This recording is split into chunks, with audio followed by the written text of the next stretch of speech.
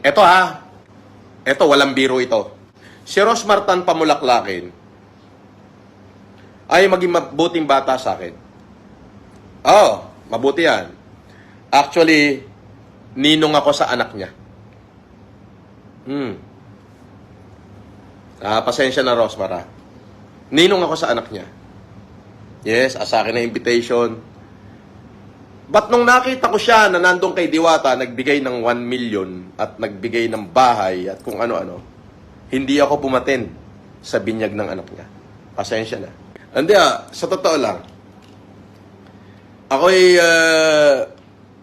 ninong sa anak ni Rosmar Tan Pamulaklakin. May 14 ho yun, alas 6 ng hapon sa Tagaytay.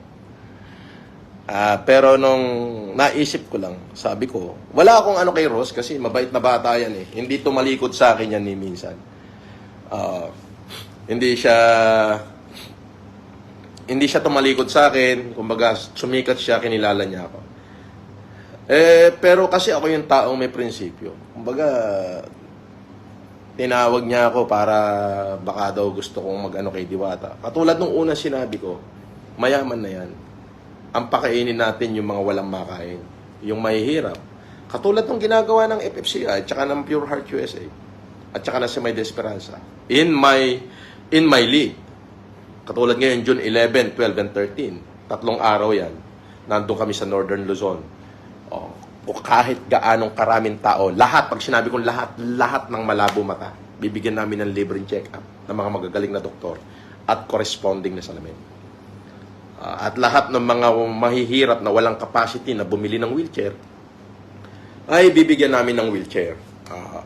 Actually, umuulan ngayon, pero yung mga wheelchair nandito na sa bahay. Hindi ho basta-basta. So, yun yung sinasabi ko, na nakapagsalita kasi ako dun sa mga vlogger na bakit kailangan si Diwata? Bakit hindi kayo sa mahihirap dahil walang views? Kaya hindi ako umatendo sa binyag ng anak niya. Hindi ko tinalikuran yung bata. Ang tinalikuran ko lang is yung klase ng mentality na meron sila. Yes. Ako, walang iya po ako. Walang iya ako.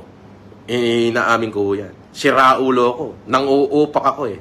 Wala akong pakialam kung ganong kayaman ka pa. Pagka nabuwisit ako sa'yo, uupakan kita. Ganon ako. At kilala po ko dyan.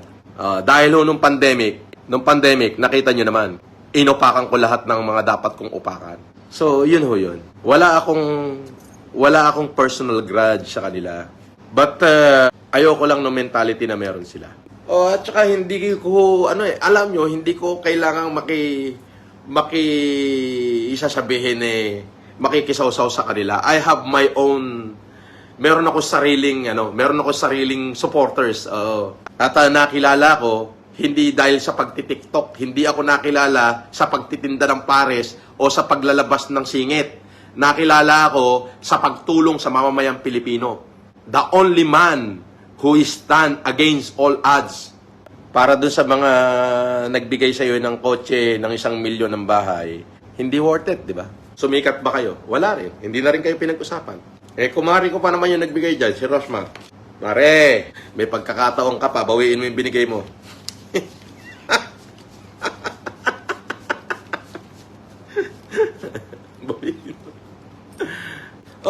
Real talk yan. Idol, dapat ikaw ang binigyan ni Rosmar ng 1 million. No.